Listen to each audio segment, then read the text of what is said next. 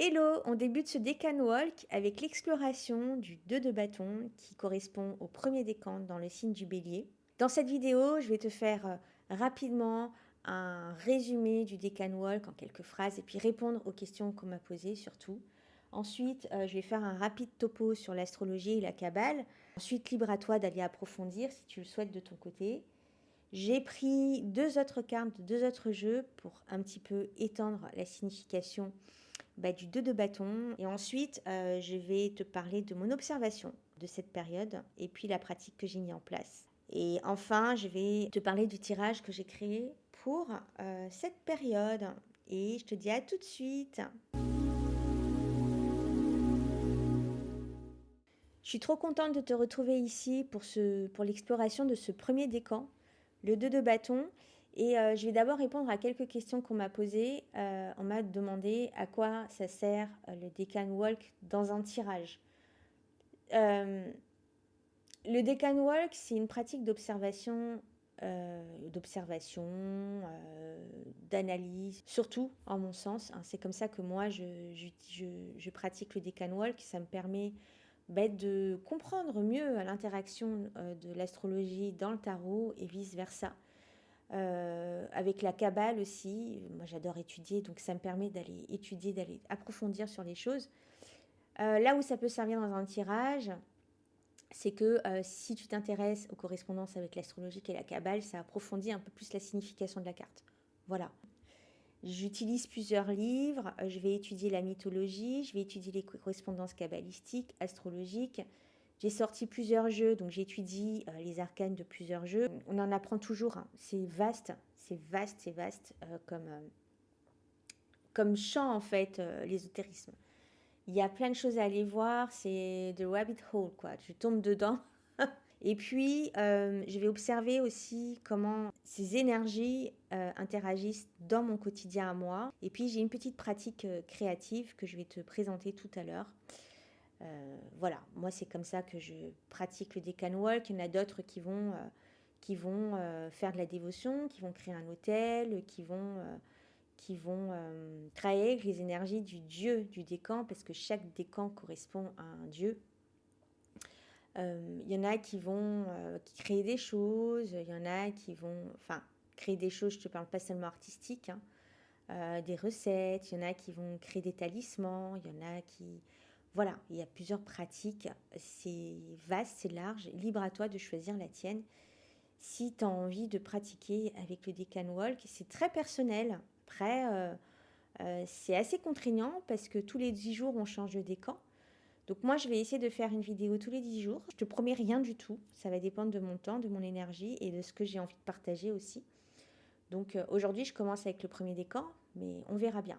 Je ne sais pas si je vais tenir sur la longueur. Donc voilà, donc si tu sautes des périodes, c'est pas bien grave, hein, on pratique ça pour se faire plaisir, pas pour se rajouter une contrainte supplémentaire de nos vies déjà super chargées. c'est pas, euh, c'est pas du tout l'intention. Ensuite, de quoi tu as besoin? On m'a demandé de quoi j'ai besoin. Est-ce que j'ai besoin d'acheter des jeux? Est-ce que j'ai besoin d'acheter des livres? Alors moi, j'aime les livres. J'en ai plein à ma disposition. Mais t'es pas obligé. Un jeu te suffit, le jeu que tu préfères, et puis une roue astrologique. Tu pourras retrouver la mienne dans le e-book que j'ai créé pour expliquer le Decan Walk. D'ailleurs, si tu nous rejoins ici et que tu n'as pas compris ce que c'est qu'un Decan Walk, je t'invite à aller regarder ma première vidéo sur le Decan Walk. Je te le mets dans la description. Et puis, si tu veux aller plus loin, aller télécharger le e-book que je mets à disposition gratuitement pour ceux qui le veulent. Et dedans, tu trouveras la roue. Donc, en fait, il te suffit juste d'avoir un jeu et d'avoir la roue des décans pour voir où on en est et puis quelle carte correspond à quelle période. Donc là, on est dans le premier décan du bélier. Le bélier qui correspond à la carte de l'empereur, gouverné par la planète Mars qui correspond à la carte de la tour. Et nous sommes dans le 2 de bâton. Voilà, donc si tu veux comprendre un peu plus, va visionner ma première vidéo. Elle dure pas longtemps, elle dure moins de 20 minutes. Voilà, comme ça tu sauras de quoi on parle. Je ne suis pas astrologue, je ne suis pas kabbaliste, donc tout ce que je vais te partager ici, le peu que je vais te partager, puisque j'ai pas envie de plomber cette vidéo, j'ai pas envie qu'elle soit trop longue, avec trop d'informations. Le peu que je vais te partager là, ce sont mes connaissances. Va faire tes recherches si ça t'intéresse de ton côté. Si tu veux que j'explore un peu plus ces domaines, je ferai des vidéos à la demande, hein, à part des décamps. Et j'utilise les correspondances, bien entendu, de la Golden Dawn, que ce soit les correspondances astrologiques ou les correspondances avec la Kabbale. On va rentrer dans le vif du sujet en parlant d'astrologie. Alors, on a le bélier qui correspond à la carte de l'empereur. Le bélier, c'est un signe cardinal. Alors, qu'est-ce que c'est qu'un signe cardinal? Le signe cardinal, c'est le signe qui initie une saison. Là, pour le coup, le bélier, c'est le signe qui débute la saison du printemps. Donc, on a avec le bélier beaucoup d'impulsivité. On a de la force, tu vois, c'est comme la plante, le bourgeon qui sort de terre et qui pousse fort pour sortir de la terre. Ça lui demande une puissance et une force énormes. C'est un signe d'initiative, de changement, de début de nouvelles choses, de nouvelles idées, de nouveaux projets. C'est un signe ambitieux, créatif, qui est plein de leadership et de promesses, hein. C'est pour ça qu'elle est associée à la carte de l'empereur. Et nous avons Mars qui correspond à la carte de la tour. Mars qui est un signe d'action. Mars qui n'est pas un signe, pardon. Une planète d'action, comme le bélier, hein, il y a de l'action, qui est une planète d'action, de courage, de passion. Mars correspond au dieu Mars, le dieu de la guerre. Donc dans cette carte, on a de la violence, on a la destruction, la destruction de l'ancien pour laisser place au renouveau, mais la destruction dans la rapidité, dans la violence, dans la violence. On parle de guerre, hein, Dieu Mars. Cette Mars aussi nous pousse à affronter nos peurs, à aller de l'avant et à se libérer quelque chose par la destruction. On voit très bien que ça correspond à la carte de la tour. D'ailleurs, je voudrais rajouter que la planète qui gouverne le signe des béliers, c'est Mars. Donc, on a vraiment double feu dans cette carte. La carte du 2 de bâton. Et d'ailleurs, la carte du 2 de bâton, je ne sais plus si je l'ai dit, mais elle s'appelle le Seigneur des dominations. Et dans cette carte des 2 de bâton, on a donc l'énergie de l'empereur et l'énergie de la tour. Alors maintenant, je vais te faire un rapide topo sur la Kabbale. Donc je te présente l'arbre des séphirotes, l'arbre de vie, l'arbre kabbalistique. Qu'est-ce que représente l'arbre kabbalistique? Elle représente la descente de l'âme dans la matière. On a Keter, la couronne, qui correspond, si tu veux, à l'infondé, au vide, au néant, à l'esprit pur, voilà, au divin, moi je dirais le divin. Et ensuite, il va descendre dans l'arbre en créant des zigzags comme ça pour s'incarner dans la matière. Chaque séphira, correspond aux arcanes numérales. Là, on a les As, on a les 2, les 3, les 4, les 5, les 6, 7, etc. jusqu'au 10.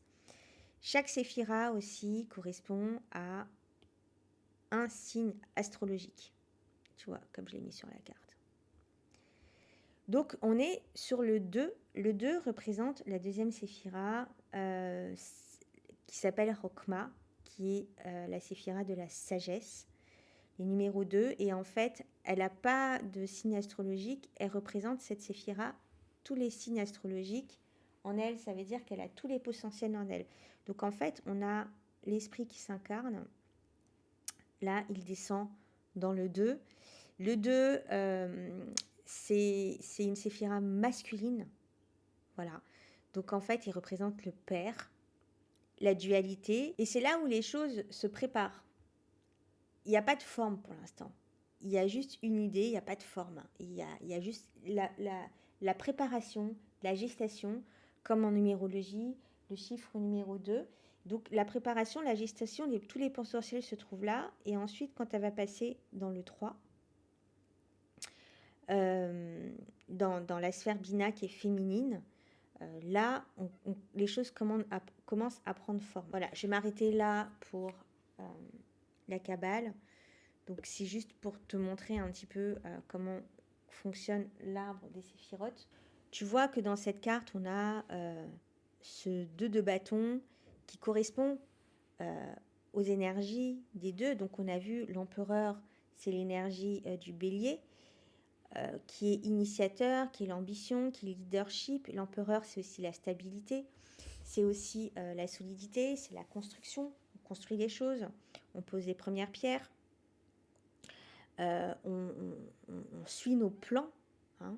Et avec la tour, on a la déconstruction. On casse définitivement nos anciens paradigmes pour aller vers un... On casse notre ego, en fait. Hein. Tout ce qui n'a plus besoin de subsister dans notre vie, en fait, ça se brise définitivement. Ça s'effondre, voilà, pour laisser place au renouveau. Et donc, dans cette carte du 2 de bâton, on a cet homme-là qui tient un globe entre les mains.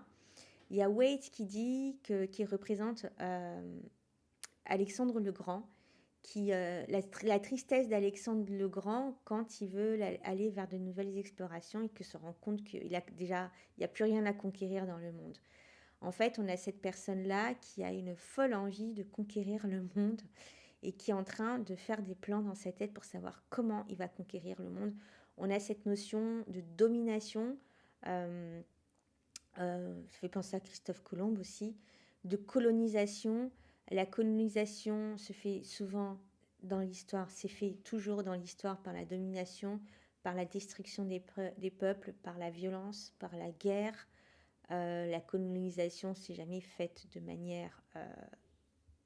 D'ailleurs, la colonisation ne peut pas se faire de manière, on va dire, paisible. Hein. Donc, on a ces énergies dans la domination, dans le seigneur de la domination, on a ces énergies de leadership, de force, de préparation et ensuite de passage à l'action. Donc voilà, c'est à ça en fait que sert de faire les correspondances entre ces deux arcanes majeures dans le décan. C'est vraiment d'aller voir en fait dans cette carte-là en quoi on retrouve les énergies des deux arcanes majeures. Je voulais te montrer rapidement la carte du tarot de Thoth. Le tarot de Thoth, on a vraiment cette énergie de puissance, de feu, de double feu, avec ces torches tibétaines qui représentent le tonnerre, qui représentent la... Tu vois, on a cette puissance qui est représentée dans cette carte-là pas par Aleister Crowley, hein, par Lady Frida Harris. C'est pas Aleister Crowley qui a dessiné le jeu. Voilà. Moi, je t'ai sorti 2 cartes. Ah oui, je voulais te rajouter un truc. Comme on est dans l'élément feu, on pourrait dire qu'il y a cette notion aussi de jugement dans la carte du 2 de bâton. La carte du jugement correspond pas à un arcane majeur dans le tarot qui correspond à l'élément feu.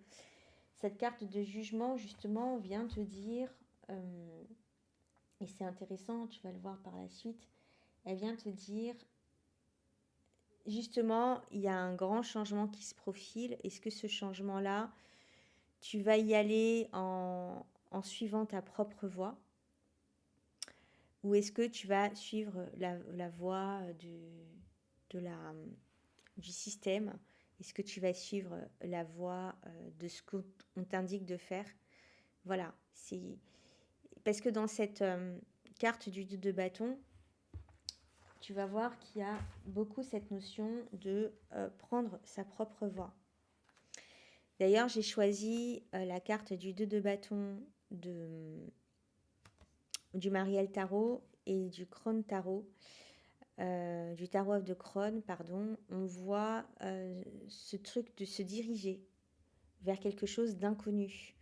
Aller à la conquête de quelque chose, c'est se diriger vers quelque chose d'inconnu. Tu sais pas trop comment ça va se passer. Tu as l'appel du feu en toi, hein, le fou, l'appel du feu en toi. Et tu y vas, tu te diriges vers là-bas, tu passes une porte, voilà. Et tu vas à la conquête de ta propre, de ton propre destin. Tu pars à la conquête de toi-même, quelque part dans ces cartes-là. C'est pour ça que j'aime beaucoup ces deux cartes. Je trouve qu'elles représentent... Il n'y a pas cette notion de domination, c'est beaucoup plus doux dans ces cartes-là, mais on a cette notion de conquête et de partir, de préparer, d'être préparé, d'avoir fait ses plans. Et on ne sait jamais, en fait, il y a la notion aussi de changement. Hein, on peut avoir préparé tout ce qu'on veut, mais quand on a passé la porte, on ne sait pas vraiment ce qui nous attend derrière. Même si on est prêt, il y a cette part d'inconnu. C'est ce qu'il y a aussi dans cette carte du 2 de bâton. Quand il va à la conquête, il ne sait pas trop s'il va réussir à... Même si il s'est préparé à fond avec tout plein de feu, de désir en lui, parce que c'est ça aussi le feu, hein, c'est le désir. C'est le désir de suivre l'appel intérieur. Hein. Donc on a cette notion de suivre l'appel intérieur dans cette carte, ces deux cartes que je t'ai choisies là. Et ce qui est intéressant aussi, c'est que je l'ai observé aussi. Donc là, on va passer à comment moi je l'ai vécu, ce 2 de bâton. Je l'ai observé dans ma vie. Donc en fait, on détruit notre de l'ancien cycle, voilà, pour construire quelque chose de nouveau, tu vois, pour suivre cet appel. On démarre quelque chose, on démarre un nouveau cycle, comme la nature qui démarre un nouveau cycle. Nous-mêmes, nous démarrons un nouveau cycle. Et nous allons traverser, on a traversé ce portail à l'équinoxe du printemps pour entrer dans ce nouveau cycle. On ne sait pas trop ce qui nous attend. On a nos plans.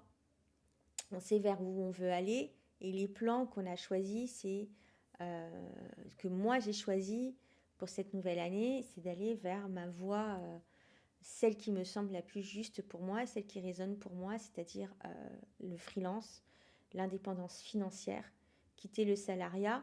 C'est un renouveau pour moi. Je le vis vraiment,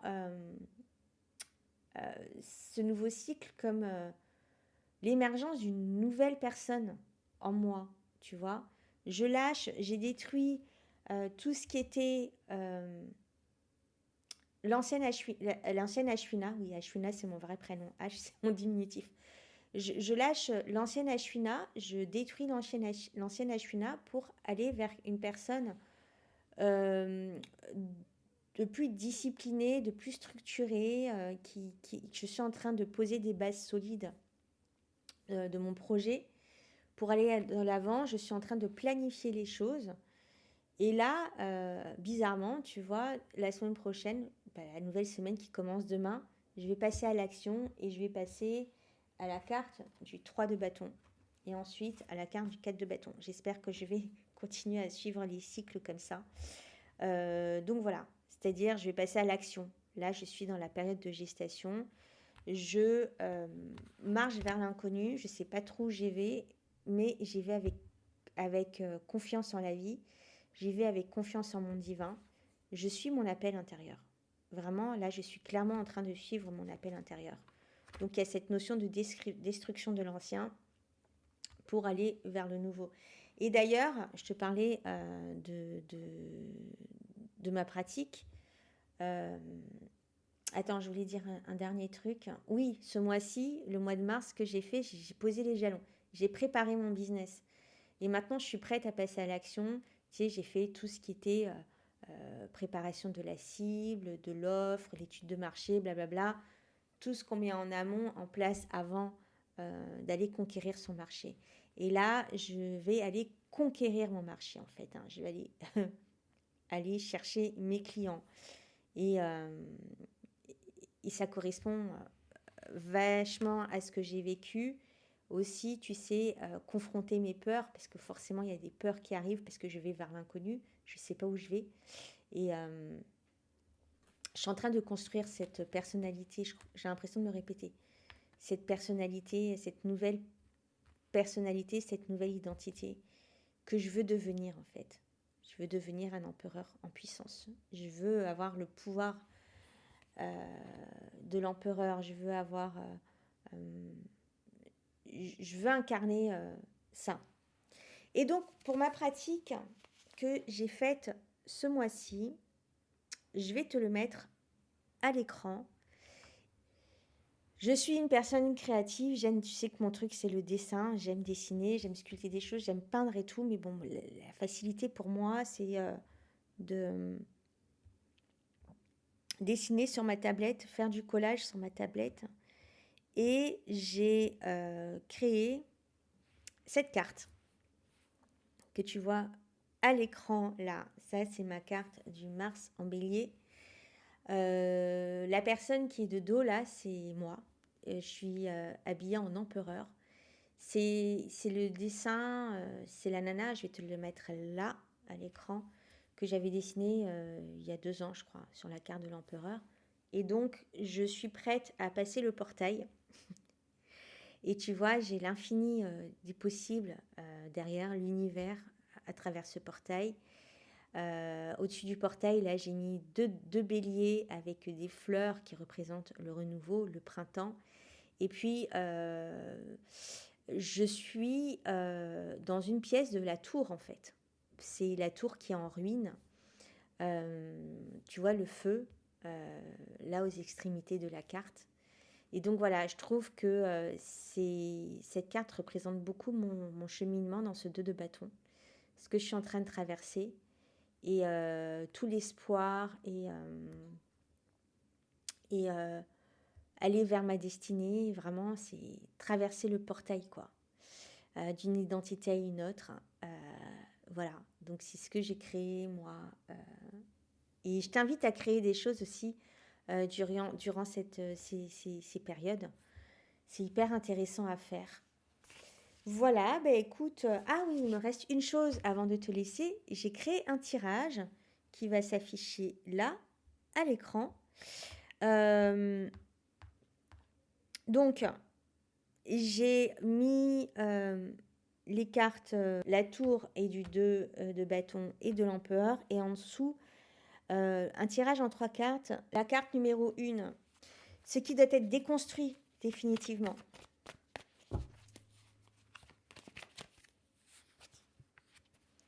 La position numéro 2, ce que je dois initier en ce début de cycle.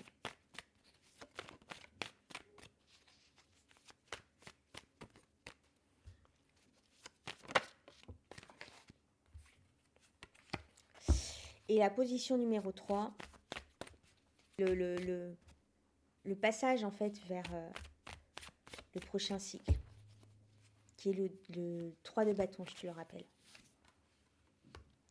Ok. Alors, ce qui doit être déconstruit définitivement, c'est le page de pentacle pour moi.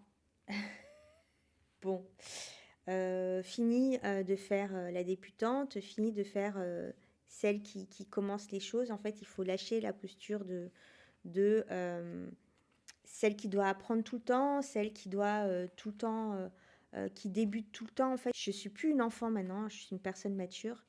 Et je suis aussi, je suis légitime dans ce que je fais. Il faut que je passe la seconde, en gros. Bon, voilà, je vais journaler ça tout à l'heure. Ce que je dois initier en ce début du cycle, eh ben, le roi de bâton, donc aller à la conquête, hein, le roi de bâton, aller vers la conquête des choses, asseoir une confiance en moi, comme je te disais, je suis légitime dans ce que je fais, donc prendre confiance en moi. Et puis, comment je dois rentrer dans le cycle prochain, c'est le chevalier d'épée. Donc on y va, on se pose pas trop de questions, on fonce, d'accord? Tout est dit. Bon, je vous laisse là, cette vidéo, je ne la veux pas trop longue. J'espère que ça vous aura plu, que j'ai pas été trop brouillon. Et puis je vous dis bah, à la semaine prochaine pour le décan 2. Et puis pour une autre vidéo, j'espère. Bye bye!